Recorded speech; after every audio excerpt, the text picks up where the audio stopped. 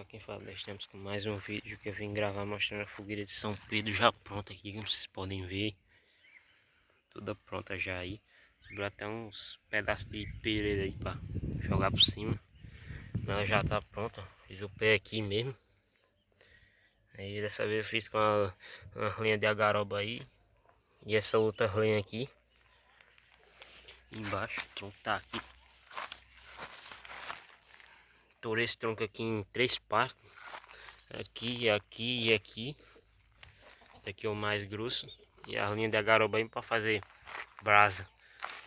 Aí já dá já pra fogueira de São Pedro. Vou mostrar outra ali. Olha aí a outra fogueira aí, como é que tá. O pé fiz aqui. Também tem linha de agaroba e essa outra linha aí. Esse foi o vídeo das fogueiras de São Pedro.